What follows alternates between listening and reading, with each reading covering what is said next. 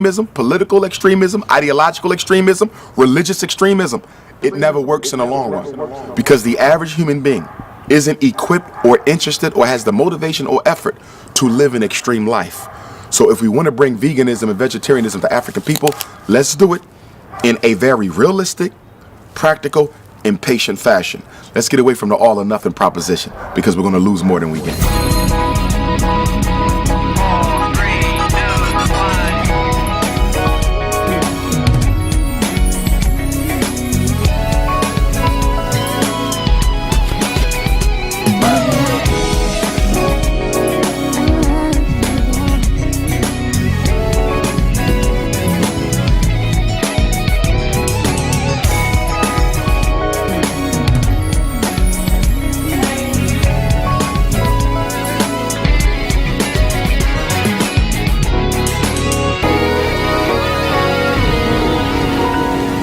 Hi, I'm Alden. And I'm Calden.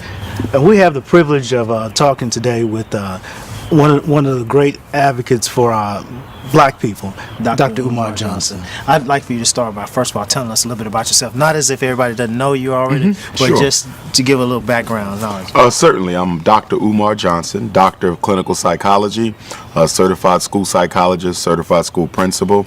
I'm also a political scientist, a blood relative of the great Frederick Douglass, a former Minister of Education for Marcus Garvey's Universal Negro Improvement Association, author of the book Psychoacademic Holocaust, the Special Education and ADHD Wars Against Black Boys.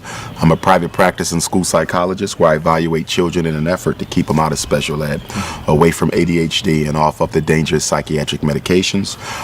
Founder of a movement, the National Independent Black Parent Association, where we try to organize black parents to fight to protect their children in school. And I'm currently in the middle of an effort to raise $2 million to purchase the St. Paul's College, a historically black college in Virginia that we want to rechristen into the Frederick Douglass and Marcus Garvey Academy. So is that going to be a charter school, basically? Nah, independent. Charter schools are still public schools by law. Okay. And we really don't want the local or state Department of Education dictating our curriculum and our school culture. So it's going to be independent. Of course, it's going to be tougher that way because that means there's no outside money. Right. But we believe as Pan-Africanists and Garveyites that what is to be done for black people must be done by black people. Tell us a little bit about the curriculum at the school and why. Certainly. But give it to us in baby steps. I got you. Right now, the dominant narrative of public education in America is to prepare children to go to college. Okay. Schools exist to get your child into college. Right. For African children, that's not a worthy goal because college doesn't guarantee opportunity. That's right. It doesn't even guarantee a job. Right. We have to do better than that. Right. College is sending black people into debt. Right. Lifelong poverty in the form of student loans. Right. We have to prepare our children not for college, but for economic self-development. So at the Frederick Douglass Marcus Garvey Academy, our children will be trained in at least 12 different expertise areas where they will be able to take that and turn it into a business the day after they graduate from high school. I don't want our children to have to go to college in order to access wealth. I don't want them to have to go to college in order to earn a living. I want them to be in a position to earn that living right after high school graduation. So they will be taught how to do documentary films. They will be taught how to make vegan food. They will be taught the real estate industry. By the time a child is done 9th grade, they will have mastered the real estate market in their native state. By the time they're done 11th, by the time they've done their 3rd year of school, they would have already mastered multinational investments in stocks. Before they graduate, they will know how to do their own taxes. So we want to make sure that they are economically sophisticated and economically adept because the top 1% richest people in America never went to college.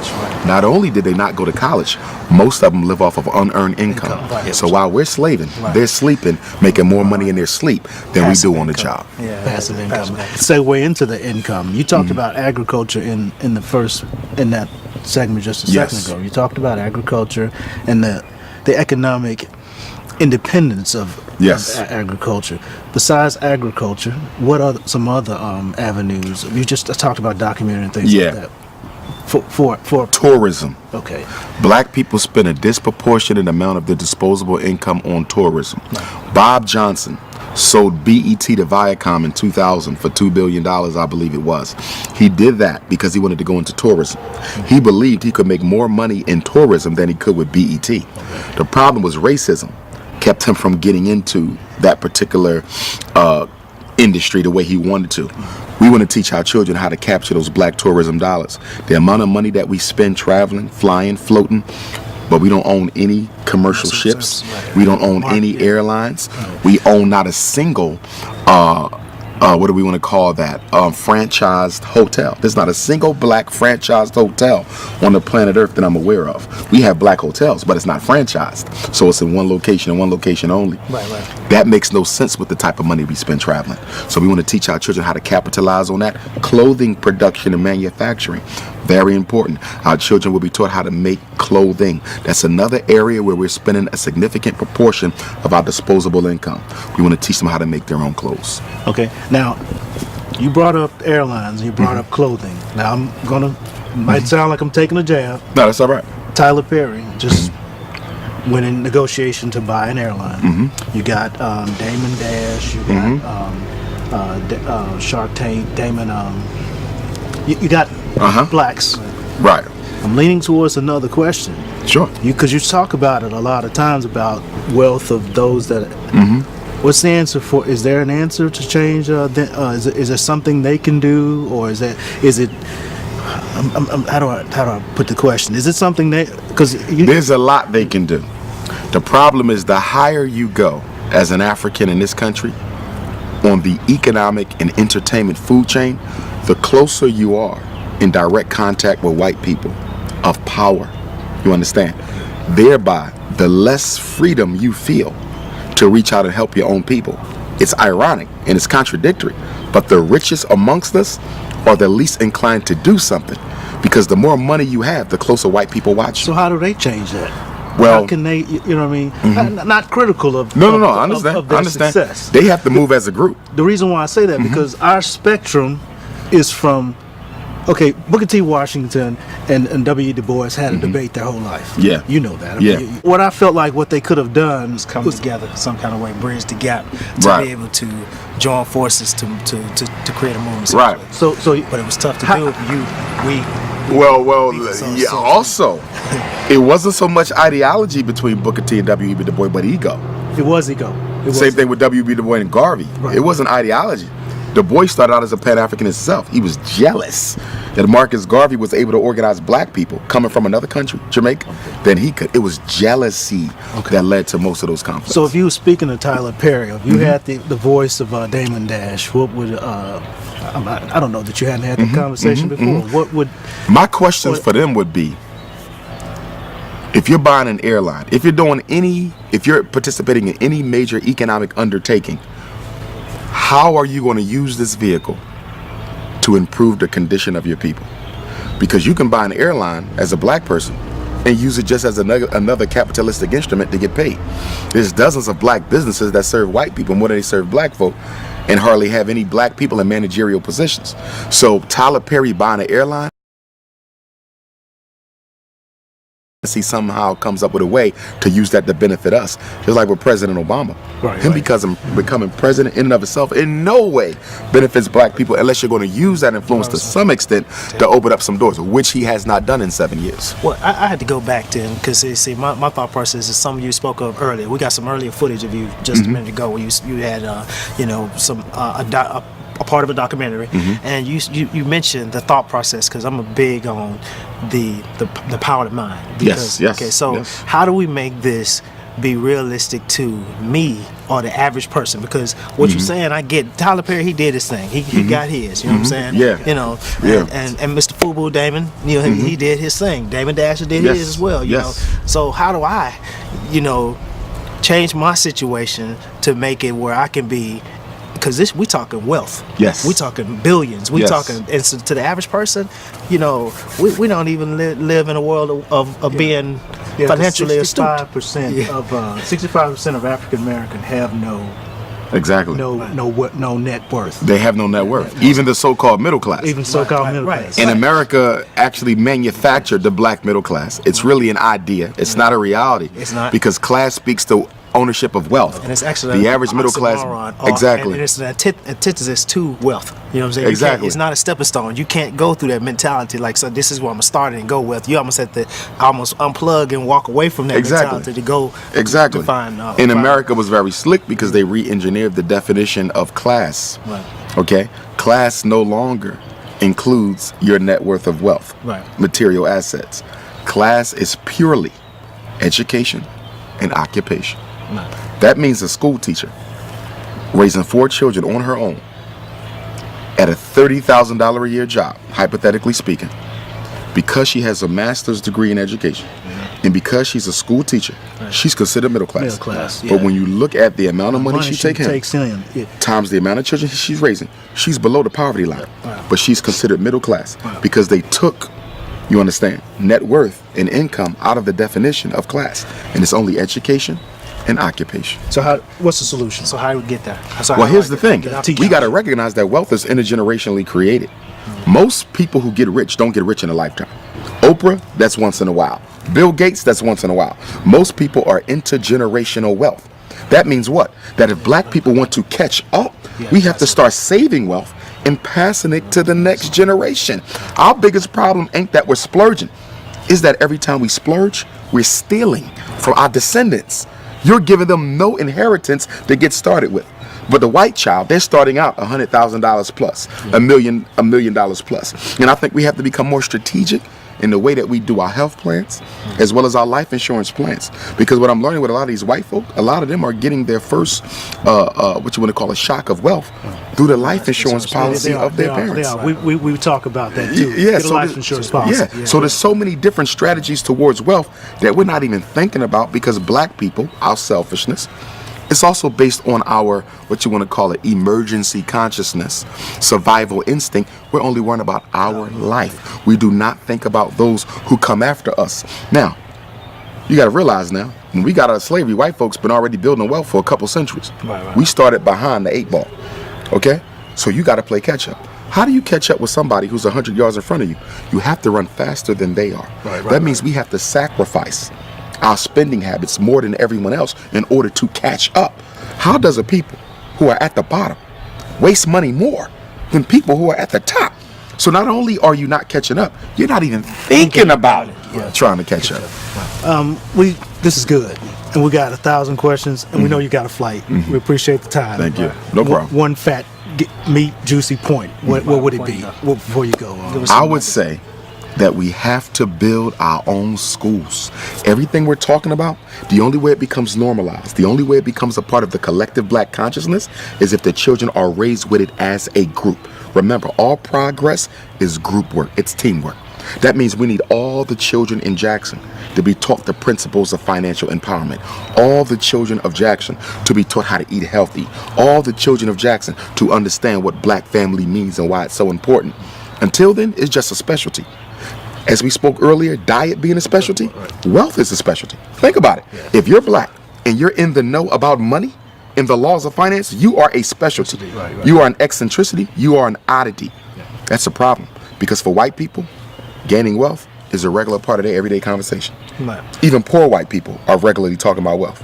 Black people don't discuss wealth at all. We have to move it from the marginalized status it has and make it a mainstream topic of conversation. Is there an answer? I know you can't just drop a 2-second answer. No. Here's what I would say with the unity. Again, unity has to be incorporated into the collective consciousness, which means children have to be socialized to unite with one another. Remember, our kids are socialized to disunite.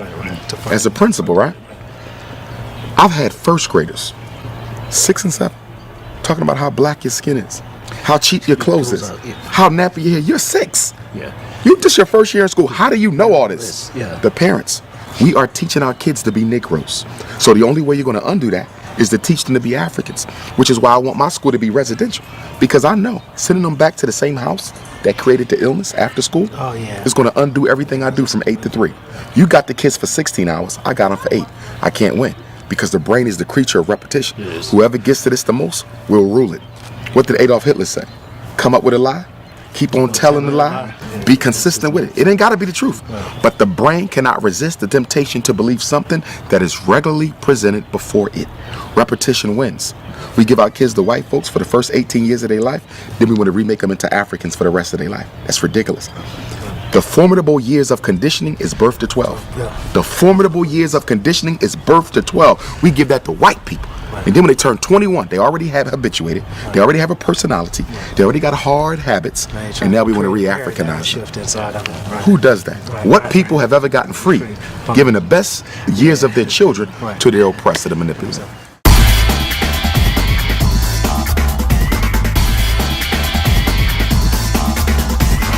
The fact that half of all black men in America are unemployed, that nearly half of all of our children grow up in poverty. Poverty dictates a certain type of a diet, a very low income, malnourished, very sweet, eat on the go type of a diet. If you look at a lot of our neighborhoods, the fast food restaurant chains predominate in all of the black neighborhoods. This is not a coincidence. When the black community came under attack by the CIA and FBI in the early 70s, late 60s, when the crack was dropped off in the 80s, the mass incarceration of black men led to the disintegration of the black family. Capitalism, seeing this, rushed in to capitalize on the fact that black people were no longer operating as family. If we're not operating as family, we're not eating as family, which means that we're often eating alone and on the go. The fact that many black parents have to work 2 and 3 jobs to pay the bills dictates I got to get my breakfast on the move, my lunch on the move, my dinner on the move. So capitalism saw this and they said, hey, we can get paid off the fact that black people are often on the go and have to eat as they go, that they have to eat a low energy diet, a low income diet, and then on top of that, they're not eating as a family, which means they're spending more time outside of the home. So this situation, believe it or not, our diet is largely related to the systematic destruction of the black family. I'm gonna go a step further though. When we talk about diet, as a psychologist, we often look at the intersection between spirituality and diet. And although food diet is critically important, thought diet is as important. I don't think black people, African people understand the extent to which how you think, every thought is a thing that manifests itself in your physical dwelling. You cannot think a negative thought except to create a negative thought molecule in your body. Every thought creates an atom, a molecule in the person. So a lot of the disease that we're catching is as much related to the impoverished diet as it is related to the impoverished psyche or thought processes of African people. Cancer is being triggered by negativity as much as it is by the foods that we eat. You look at diabetes, that's being triggered by the anxieties and the fears as much as it is by the sugary sweets. One of the things people have often pondered, they say, well, how can we have vegans or vegetarians who are still coming up with cancer and they eat no animal products whatsoever? How do you explain this? With no trace of cancer in the genetics, so it's not inherited. You have to look at the spiritual diet and the thought diet. You can eat well, but that's only one aspect of reality. You have to think well, you also have to live well. And we tend to isolate these. Psychology over here, food over here, lifestyle over here. That trinity of lifestyle, food, and thought, or spirituality, is 3 aspects of the same reality. If you take care of one and neglect the others, you'll end up just as sick. I also believe that no matter how poor we are as African people, we can improve the quality of the food that we eat by educating our parents on how to prepare it for themselves. Okay, community gardens, and not only that, now the technology is such that you can grow crops in your house if you have the right technology. I know several Africans who have the farm indoors because they live in a place where they don't have access to land. So there's so many different ways we can improve the health of African people through education and opportunity. I think that's one area that we have to become more sufficient at. I think there's one area where our scholar warriors who are very adept at that type of science really have to step up and start giving back a little bit more to get our people on the right track.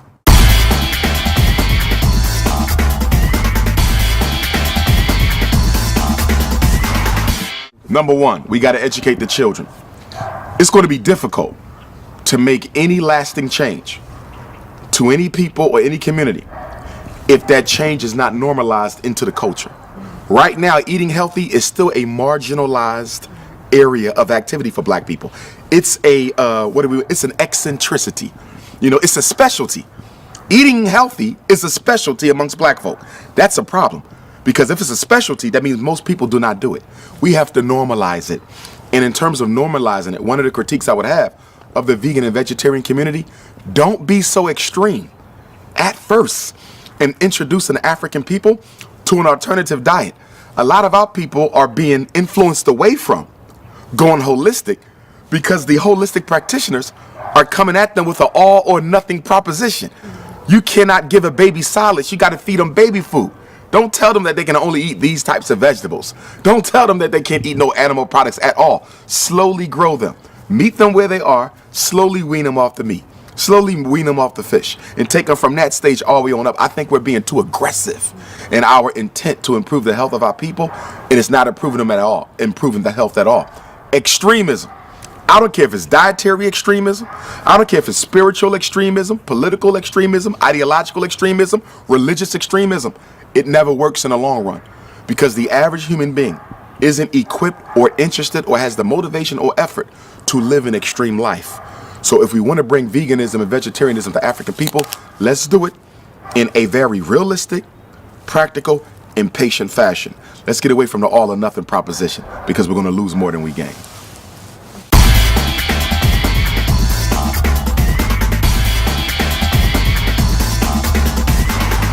Contact information. Contact information, drumarjohnson.com, Twitter and Instagram at Dr. Umar Johnson, email drumarjohnson@yahoo.com. Please think about joining the National Independent Black Parent Association, Special Ed Committee, School Finance Committee, School Discipline Committee, Policy Committee, Social Support, Homeschooling, and Parent Advocacy. NIBPA, aka Black Power, and Power stands for Black Parents Organized Against White Educational Racism. Black Power. Okay, thank you for spending time with us. Thank you. It was too many topics. We could spend hours talking to you, but so we really Thank you. Appreciate it. Appreciate you. Hopefully we'll get to work together. Yes, sir. Sure. Hopefully Sure. we'll get together. Let's do that. All right. Thank you.